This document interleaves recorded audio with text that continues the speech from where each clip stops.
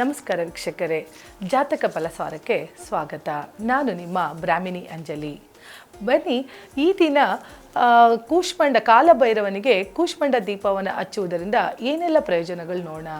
ಸದಾ ಮನೆಯಲ್ಲಿ ಯಾರ ಮನೇನೂ ಕೇಳಿ ಎಲ್ಲರ ಮನೆಯಲ್ಲೂ ಕಿರಿ ಇದ್ದೇ ಇರುತ್ತೆ. ಸೊ ಮನೆಯ ವಾತಾವರಣ ಹದಗೆಟ್ಟಿರುತ್ತೆ. ಯಾಕೋ ಮಾನಸಿಕ ನೆಮ್ಮದಿನೇ ಇಲ್ಲಪ್ಪ, ದಿನ ಆಯಿತು ಅಂದರೆ ಕೋರ್ಟು ಕಚೇರಿಗಳು ಹೊತ್ತಬೇಕು. ನಾವು ಕೋರ್ಟು ಕಚೇರಿಗೆ ಹೋದಂತಹ ಕೇಸ್ಗಳು ನಮಗೆ ಪರಿಹಾರನೇ ಆಗ್ತಾ ಇಲ್ಲ. ಮತ್ತು ಬರತಕ್ಕಂತಹ ಹಣದ ಆದಾಯ ಸಾಲದೆ ಸಾಲದ ಮೇಲೆ ಸಾಲವನ್ನು ಮಾಡ್ತಿದ್ದೀವಿ. ಗಂಡ ಹೆಂಡತಿಯ ಮಧ್ಯದಲ್ಲಿ ಏನೋ ಅನ್ಯೂನ್ಯತೆನೇ ಇಲ್ಲ. ಪ್ರತಿದಿನ ಏನಾದರೂ ಒಂದು ಕಾರಣಕ್ಕೆ ಸಣ್ಣ ಕಾರಣಗಳಿಗೆ ಜಗಳ ಆಗ್ತಾ ಇದೆ. ಮನೇಲಿ ಮಕ್ಕಳುಗಳು ಮಾತೇ ಕೇಳ್ತಾ ಇಲ್ಲ, ತುಂಬ ಹಠ ಮಾಡ್ತಾ ಇದ್ದಾರೆ. ಅಥವಾ ನಮ್ಮ ಮನೆಯ ಮಕ್ಕಳುಗಳು ಎಲ್ಲೋ ದಾರಿ ತಪ್ತಾ ಇದ್ದಾರಪ್ಪ ಅಂತೆಲ್ಲ ನಾವು ತುಂಬ ನೋವುಗಳಲ್ಲಿ, ಯಾರದೇ ಮನೆ ನೋಡಿ ನೋವಿಲ್ಲದ ಮನೆಯೇ ಇಲ್ಲ. ಪ್ರತಿಯೊಂದು ಮನೆಯಲ್ಲೂ ಏನಾದರೂ ಒಂದು ನೋವುಗಳಿದ್ದೇ ಇರುತ್ತೆ. ಅದು ಹಣದ ವಿಚಾರನೆ ಇರ್ಬೋದು, ವ್ಯಾವಹಾರಿಕ ವಿಚಾರನೆ ಇರ್ಬೋದು, ಅಥವಾ ತನ್ನ ಮಕ್ಕಳು ಮಾತನ್ನು ಕೇಳದೆ ಮನೇನ ಬಿಟ್ಟೋಗುವಂಥದ್ದು, ಅಥವಾ ಸ್ನೇಹಿತರ ಜೊತೆ ಸೇರಿ ತನ್ನ ಬಿಹೇವಿಯರ್ ಅಂದರೆ ತನ್ನ ಕ್ಯಾರೆಕ್ಟರ್ಗಳನ್ನು ಚೇಂಜ್ ಮಾಡ್ಕೊಳ್ಳೋ ಅಂಥದ್ದು. ಮನೆಯ ಹೆಣ್ಮಗು ಇದ್ದಕ್ಕಿದ್ದಂಗೆ ಯಾಕೋ ತನ್ನ ಕ್ಯಾರೆಕ್ಟರ್ ಚೇಂಜ್ ಮಾಡ್ಕೊಂಡಿದ್ದಾಳಲ್ಲಪ್ಪ, ಅವಳು ಮೊದಲಂಗೆ ಇರಲಿಲ್ಲ, ಈಗ ಯಾಕೋ ಚೇಂಜ್ ಆಗಿದ್ದಾಳೆ ಸ್ನೇಹಿತರ ಜೊತೆ ಸೇರಿ ಅನ್ನೋದೆಲ್ಲ ನಾವು ಮನೇಲಿ ಮಾತಾಡ್ಕೊಳ್ತಾರೆ ನೋಡ್ತೀವಿ. ಪ್ರತಿದಿನ ಮನೆಯಿಂದ ಇದ್ದಾಗ ಏನಾದ್ರು ಒಂದು ಸಮಸ್ಯೆಗಳು ನೋಡ್ತೀವಿ. ಯಾಕಾದರೂ ಮನೆಗೆ ಬನ್ನಪ್ಪ ಅನ್ನೋ ಥರ ಕೆಲವು ಸಮಸ್ಯೆಗಳನ್ನು ನಾವು ಕೇಳಿದ್ದೀವಿ. ಸೊ ಇಂಥೆಲ್ಲ ಸಮಸ್ಯೆಗಳು ಇದ್ದಾಗ, ಅಂದರೆ ಮನೆಯಲ್ಲಿ ಯಾವುದೇ ಇರಲಿ, ತುಂಬ ದೋಷಗಳಿದೆ ಅಥವಾ ಮಾಟ ಮಂತ್ರಗಳ ದೋಷ ಇದೆ, ನನಗೆ ಯಾಕೋ ಮೊದಲಿದ್ದಂಗೆ ಮನೇಲಿ ದೀಪ ಹಚ್ಚೋಕ್ಕಾಗ್ತಿಲ್ಲ. ನೋಡಿ, ತುಂಬ ಜನ ಹೆಣ್ಮಕ್ಳು ಹೇಳ್ತಾರೆ, ನಾನು ಮೊದಲು ತುಂಬ ದೀಪ, ಯಾವಾಗಲೂ ದೇವ್ರ ಮನೆ ದೀಪ ಹಚ್ಚಿದ್ರೆ ನಾನು ಊಟ ಮಾಡ್ತಾ ಇರಲಿಲ್ಲ, ದೀಪ ಹಚ್ಚಾದ್ಮೇಲೆ ನಾನು ನನ್ನ ಪ್ರತಿದಿನ ಕಾರ್ಯಗಳನ್ನು ಶುರು ಮಾಡ್ತಾ ಇದ್ದೆ, ಇವಾಗ ದೇವ್ರ ಮನೆಗೆ ಹೋಗೋಕ್ಕೆ ಮನಸ್ಸಿಲ್ಲ ಅಂತ ಹೇಳ್ತಾರೆ. ಈ ಥರದ್ದೆಲ್ಲ ಕೆಲವು ಮನೆಯಲ್ಲಿ ಅನಿಷ್ಟಗಳು ನಡೆದಿದ್ರೆ, ಅಥವಾ ಕೆಲವು ಏನಾದ್ರು ವಾಮಾಚಾರದ ಪ್ರಯೋಗಗಳು ನಡೆದಿರ್ಬೋದು, ಅಥವಾ ಮನೇಲಿ ಏನಾದ್ರು ನೆಗೆಟಿವ್ ಎನರ್ಜಿಗಳು ಶುರು ಆಗಿದೆ ಅಂತ ಅಂದಾಗ ನಮಗೆ ಈ ಥರ ಎಲ್ಲ ಸಮಸ್ಯೆಗಳನ್ನ ಕೇಳ್ತಾ ಇರ್ತೀವಿ. ಆ ಸಮಸ್ಯೆಗಳು ಏನೇ ಇರಲಿ, ಆ ಸಮಸ್ಯೆಗಳಿಗೆ ಪರಿಹಾರ ಅಂತ ಬೇಕು ಅಂತ ಅಂದಾಗ ನಾವು ಕಾಲಭೈರವನಿಗೆ, ಅಂದರೆ ಕಾಲವನ್ನು ನಡೆಸುವ ಕಾಲಭೈರವನಿಗೆ, ಅಂದರೆ ಪ್ರತಿದಿನ ಕಾಲ, ನಾವು ಹೇಗೆ ಕಾಲ ತಸ್ಮೈ ನಮಃ ಅಂತ ಹೇಳ್ತಾ ಹೋಗ್ತೀವಲ್ಲ, ಸೊ ಪ್ರತಿದಿನ ಕಾಲಾನುಗುಣವಾಗಿ ನಡೆಯುವಂತಹ ಒಂದು ಕಾಲಭೈರವನಿಗೆ ನಾವು ಕೂಷ್ಮಾಂಡ ಪ್ರಯೋಗ ಅಂತ ಅಂದರೆ ನಾವು ಬೂದು ಕುಂಬಳಕಾಯಿ ದೀಪವನ್ನು ಹಚ್ಚುವುದರಿಂದ ಎಷ್ಟೆಲ್ಲ ಪ್ರಯೋಜನಗಳಾಗತ್ತೆ ಅಂತ ಅಂದರೆ, ಒಂದು ಬೂದು ಕುಂಬಳಕಾಯಿಯಿಂದ ಆಗಿರುವಂತಹ ವಾಮಾಚಾರ ಪ್ರಯೋಗವನ್ನು ತಡಿಬೋದು. ಒಂದು ಬೂದು ಕುಂಬಳಕಾಯಿ ಪೂಜೆಯಿಂದ ಮನೆಯಲ್ಲಿ ಏನಾದ್ರು ಅನಿಷ್ಟಗಳು ನಡೆದಿದ್ರೆ, ಅಥವಾ ಯಾವುದಾದರೂ ಒಂದು ದುಷ್ಟ ಶಕ್ತಿಗಳು ನಮ್ಮ ಮನೆಯನ್ನು ಆವರಿಸಿದ್ರು ಕೂಡ, ಈ ಒಂದು ಬೂದು ಕುಂಬಳಕಾಯಿಯ ಒಂದು ಪೂಜೆಯ ಫಲದಿಂದ ನಮ್ಮ ಮನೆಯ ಸುತ್ತಮುತ್ತ ಆಗುತ್ತಿರುವ ನೆಗೆಟಿವ್ ಎನರ್ಜಿಗಳನ್ನು ಒಡೆದು ಹಾಕುವಂತಹ ಶಕ್ತಿ ಇದೆ ಅಂದರೆ ಅದು ಬೂದು ಕುಂಬಳಕಾಯಿಗೆ ಮಾತ್ರ.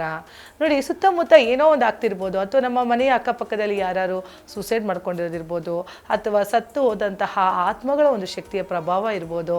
ಇದ್ದಕ್ಕಿದ್ದಂತೆ ನಮ್ಮ ಮನೆ ಒಂದು ಕಳಪೆಯಾಗಿ, ಅಂದರೆ ಮನೆಯಲ್ಲಿ ದೀಪ ಹಚ್ಚೋಕ್ಕಾಗ್ತಾ ಇಲ್ಲ, ಖುಷಿನೇ ಇಲ್ಲ, ನೆಮ್ಮದಿ ಇಲ್ಲ ಅನ್ನೋ ಥರ ಏನಾದ್ರು ಒಂದು ರೀಸನ್ಗಳು ಇದ್ದೇ ಇರುತ್ತೆ ಆ ಮನೆಯ ಒಂದು ಕುಟುಂಬದ ವ್ಯಕ್ತಿಗಳಿಗೆ. ಸೊ ಇಂಥ ಸಮಯದಲ್ಲಿ ನಾವು ಕಾಲಭೈರವನಿಗೆ ದೀಪಗಳನ್ನು, ಅಂದರೆ ನಮ್ಮ ಕೂಷ್ಮಾಂಡ ದೀಪ ಅಂತ ಏನು ಕರಿತೀವಿ, ಬೂದು ಕುಂಬಳಕಾಯಿ ದೀಪವನ್ನು ಹಚ್ಚೋದ್ರಿಂದ ಸಕಲ ದೋಷಗಳು ನಿವಾರಣೆ ಆಗುತ್ತೆ. ಮಾಡಿ ನೋಡಿ. ಸೊ ಯಾವ ದಿನ ಮಾಡಬೇಕು? ಅಷ್ಟಮಿ ದಿನ ಮಾಡಬೇಕು. ಕಾಲಭೈರವನಿಗೆ ಅಷ್ಟಮಿ ಭಾಳ ವಿಶೇಷವಾದ ಒಂದು ದಿನ ಆಗಿರುತ್ತೆ. ಹಾಗಾಗಿ ಕಷ್ಟಗಳನ್ನು ನಿವಾರಣೆ ಮಾಡಬೇಕು ಅಂತ ಅಂದರೆ ನಾವು ಅಷ್ಟಮಿ ದಿನ ಕಾಲಭೈರವನಿಗೆ ದೀಪಾರಾಧನೆಯನ್ನು ಮಾಡಬೇಕಾಗತ್ತೆ. ಸೊ ಅಷ್ಟಮಿ ದಿನ ಯಾವ ಅಷ್ಟಮಿ ಅಂತ ನಾವು ಕೇಳ್ತೀವಿ.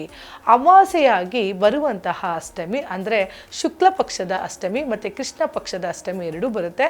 ಹುಣ್ಣಿಮೆಯಾಗಿ ಬರುವಂತಹ ಒಂದು ಅಷ್ಟಮಿ, ಪ್ರಥಮ ದ್ವಿತೀಯ ತೃತೀಯ ಅಂತ ಹೇಗೆ ಹೇಳ್ತೀವಿ, ಅದೇ ಥರ ಅಷ್ಟಮಿ. ಅಮಾವಾಸ್ಯೆ ಕಳೆದ ನಂತರ ಬರುವಂತಹ ಅಷ್ಟಮಿಗೂ, ಮತ್ತು ಹುಣ್ಣಿಮೆ ನಂತರ ಕಳೆದು ಬರುವಂತಹ ಅಷ್ಟಮಿಗೆ ದಿನ, ಅಥವಾ ಇವೆರಡೂ ನನಗೆ ಗೊತ್ತಾಗೋದಿಲ್ಲಪ್ಪ ಅನ್ನೋ ಕಾರಣಗಳೇನಾದ್ರು ನಿಮಗೆ ಇದ್ದರೆ, ಅಮಾವಾಸ್ಯೆ ಮತ್ತು ಹುಣ್ಣಿಮೆಯ ದಿನ ಕಾಲಭೈರವನಿಗೆ ನೀವೇನಾದರೂ ಬೂದು ಕುಂಬಳಕಾಯಿಯ ದೀಪವನ್ನು ಹಚ್ಚುತ್ತಾ ಬರೋದ್ರಿಂದ ನಿಮ್ಮ ಮನೆಯ ದೋಷಗಳು ನಿವಾರಣೆ ಆಗುತ್ತೆ. ಮಾಡಿ ಖಂಡಿತ. ಏನಾದರೂ ನಿಮ್ಮಲ್ಲಿ ತುಂಬ ಕಿರಿಕಿರಿ ಇದೆ, ಕೋರ್ಟು ಕಚೇರಿಗಳು ಬಗೆಹರಿತಾ ಇಲ್ಲ, ಸಾಲದ ಬಾಧೆ ನಿವಾರಣೆ ಆಗ್ತಾ ಇಲ್ಲಪ್ಪ, ಮನೆಯಲ್ಲಿ ಮಕ್ಕಳು ಹೇಳಿದ ಮಾತು ಕೇಳ್ತಾ ಇಲ್ಲ, ತುಂಬ ಹಿತಶತ್ರು ಶತ್ರುಗಳ ಕಾಟ ನಂಗೆ ತುಂಬ ಇದೆ, ಅಥವಾ ಹೊರಗಿನ ಶತ್ರುಗಳ ಕಾಟನೂ ನಂಗೆ ತುಂಬ ಇದೆ, ಅವರೆಲ್ಲ ನನಗೆ ತುಂಬ ತೊಂದರೆಗಳನ್ನು ಕೊಡ್ತಾ ಇದ್ದಾರೆ ಅನ್ನೋದಾದರೆ ಈ ಒಂದು ಕೂಷ್ಮಾಂಡ ಒಂದು ಪ್ರಯೋಗ ಪೂಜೆ ಏನಿದೆ ಖಂಡಿತ ಮಾಡಿ, ಒಳ್ಳೆಯದಾಗತ್ತೆ. ಕಾಲಭೈರವನಿಗೆ ಅಷ್ಟಮಿ ದಿನ ದೀಪಗಳನ್ನು ಹಚ್ಚುತ್ತಾ ಬರೋದ್ರಿಂದ, ಅಂದರೆ ನಿಮ್ಮ ಕೈಯಲ್ಲಿ ನೋಡಿ 8 ಅಷ್ಟಮಿ ನಿಮಗಾಗತ್ತಾ, ಅಥವಾ ಒಂದು 48 ಅಷ್ಟಮಿಯಿಂದ ಸತತವಾಗಿ ನಾನು ದೀಪ ಹಚ್ಬೋದಂತ ಹಚ್ಚುತ್ತಾ ಬರೋದ್ರಿಂದ ನಿಮ್ಮ ಮನೆಯ ಸಕಲ ಕಷ್ಟಗಳು ಕೂಡ ಪರಿಹಾರ ಆಗ್ತಾ ಹೋಗುತ್ತೆ. ಏನೆಲ್ಲ ವಾಸ್ತುದೋಷಗಳಿರ್ಬೋದು ಆ ಮನೆ ಒಳಗಡೆ, ಅಥವಾ ಈ ಬೇರೆ ಯಾವುದಾದರೂ ಒಂದು ಗ್ರಹ ದೋಷಗಳು ನಿಮ್ಮನ್ನು ಆವರಿಸ್ಕೊಂಡಿರ್ಬೋದು. ಪ್ರತಿ ದಿವಸ, ಪ್ರತಿ ವರ್ಷಗಳು, ಪ್ರತಿ ದಿನಗಳು ಯಾರು ಜಾತಕಗಳನ್ನು ನೋಡ್ಕೊಂಡು ಕೂತಿರೋದಿಲ್ಲ. ಇಂಥ ಸಮಯಗಳಲ್ಲಿ ಮನೇಲಿ ಏನೋ ಒಂದು ಅನಾಹುತ ನಡೀತಾ ಇದೆ, ಮನೇಲಿ ನೆಮ್ಮದಿ ಇಲ್ಲ, ಸುಖವಿಲ್ಲದ ವಾತಾವರಣ ಇದೆ ಅಂದಾಗ ಖಂಡಿತ ನಿಮ್ಮ ಮನೆಯಲ್ಲಿ ಕಾಲಭೈರವನ ಪೂಜೆ ಮಾಡಿ ಕಾಲಭೈರವನಿಗೆ ನೀವು ಬೂದುಗುಂಬಳಕಾಯಿ ದೀಪವನ್ನು ಹಚ್ಚುತ್ತಾ ಬರೋದ್ರಿಂದ ನಿಮ್ಮ ಎಲ್ಲ ಕಷ್ಟಗಳು ಪರಿಹಾರವಾಗಿ ಕಾಲಭೈರವ ನಿಮಗೆ ಪ್ರಸನ್ನನಾಗಿ ಮುಂದಿನ ದಿನಗಳಲ್ಲಿ ಇರುವಂತಹ ಕಷ್ಟಗಳನ್ನು ತೊಳೆದು ಒಳ್ಳೆಯ ಒಂದು ಐಶ್ವರ್ಯವನ್ನು ಕೊಡುವಂತಹ ಒಂದು ಯೋಗ ಉಂಟಾಗತ್ತೆ ಈ ಕೂಷ್ಮಾಂಡ ಪ್ರಯೋಗದ ದೀಪವನ್ನು ಹಚ್ಚೋದ್ರಿಂದ. ಹಚ್ಚಿ ನೋಡಿ ವೀಕ್ಷಕರೇ, ಏನೂ ಇಲ್ಲ, ಸಿಂಪಲ್ ಪರಿಹಾರ. ಅದು ತುಂಬ ಕಷ್ಟಪಟ್ಟು ಮಾಡೋವಂಥದ್ದೇನಿಲ್ಲ. ಮನೆಯಿಂದ ತಂದಂತಹ, ಅಂದರೆ ಹೊರಗಿನಿಂದ ತಂದಂತಹ ಬೂದುಗುಂಬಳಕಾಯಿನ ಸ್ವಚ್ಛ ಮಾಡಿ ತೊಳೆದಿಟ್ಟು ಮನೆಯ ಒಳಗಡೆ ಅದನ್ನು ಪ್ರವೇಶ ಮಾಡೋದು ಬೇಡ, ಮನೆಯ ಹೊರಗೆ ಅದನ್ನು ತೆಗೆದಿಟ್ಟು ನೀವು ದೀಪವನ್ನು ಹಚ್ಚೋದ್ರಿಂದ, ಅಂದರೆ ಕಾಲಭೈರವನಿಗೆ ಹೋಗಿ ದೀಪವನ್ನು ರೆಡಿ ಮಾಡಿಕೊಂಡು ಅದರ ತಿರುಳಿನ ಭಾವನ ತೆಗೆದು ಅರಿಶಿಣ ಕುಂಕುಮವನ್ನು ಹಚ್ಚಿ ಪೂಜೆ ಮಾಡೋದ್ರಿಂದ ನಿಮಗೆ ಒಳ್ಳೆಯ ಶುಭ ಕಾರ್ಯಗಳಾಗತ್ತೆ. ಏನು ಈ ನಿಂತಹ ಕೆಲಸ ಕಾರ್ಯಗಳು ಅಡೆತಡೆಗಳೇನಾದ್ರು ಆಗಿದ್ದರೆ ಇದೆಲ್ಲವೂ ಕೂಡ ಸರಾಗವಾಗಿ ಮುಂದೆ ಹೋಗುವಂತಹ ಒಂದು ಅವಕಾಶ ಉಂಟಾಗತ್ತೆ. ಹಾಗಾಗಿ ಕಾಲಭೈರವನಿಗೆ ಹೋಗಿ ದೀಪವನ್ನು ಹಚ್ಚೋದ್ರಿಂದ ಬಹಳಷ್ಟು ಒಳ್ಳೆಯ ರಿಸಲ್ಟನ್ನು ನೋಡ್ಬೋದು. ನೀವು ಎಲ್ಲ ಕಾಲಭೈರವನಿಗೂ ಕೂಡ ನೀವು ಅಷ್ಟಮಿ ದಿನ ಹೋಗಿ ಖಂಡಿತ ಅಲ್ಲಿ ಬೂದುಗುಂಬಳಕಾಯಿನ ಆರಾಧನೆ ಆಗಿರುತ್ತೆ. ನೀವು ಹೆಚ್ಚು ಬೂದುಗುಂಬಳಕಾಯಿನ ಆರಾಧನೆ ಮಾಡ್ತೀರೋ ಅಷ್ಟು ಶುಭ ಫಲಗಳನ್ನು ನೀವು ನೋಡ್ತಾ ಹೋಗ್ಬೋದು. ನಿಮ್ಮ ಶತ್ರುಗಳು ಏನಾದರೂ ನಿಮಗೆ ತುಂಬ ತೊಂದರೆಗಳನ್ನು ಕೊಡ್ತಾ ಇದ್ದರೆ ಅವರ ಹೆಸರುಗಳನ್ನು ಹೇಳಿ ಕಾಲಭೈರವನಿಗೆ ದೀಪ ಹಚ್ಚುತ್ತಾ ಬನ್ನಿ. ನೋಡಿ ನಿಮ್ಮ ಶತ್ರುಗಳು ಬಾಯಿಗೆ ಯಾವ ಥರ ನೀವೇ ಬೀಗ ಹಾಕ್ದಂಗಾಗತ್ತೆ. ಸೊ ಕಾಲಭೈರವನ ಮುಂದೆ ನಿಮ್ಮ ಶತ್ರುಗಳ ಹೆಸರನ್ನು ಪಠಿಸುತ್ತಾ ಕಾಲಭೈರವನ ದೀಪವನ್ನು ಹಚ್ಚುತ್ತಾ ಬರೋದ್ರಿಂದ ನಿಮ್ಮ ಶತ್ರುಗಳು ಸ್ತಬ್ಧರಾಗ್ಬಿಡ್ತಾರೆ, ನಿಶಬ್ದರಾಗ್ಬಿಡ್ತಾರೆ. ಮಾಡಿ ನೋಡಿ ವೀಕ್ಷಕರೇ, ಒಳ್ಳೆಯದಾಗಲಿ. Weight plus Karnataka.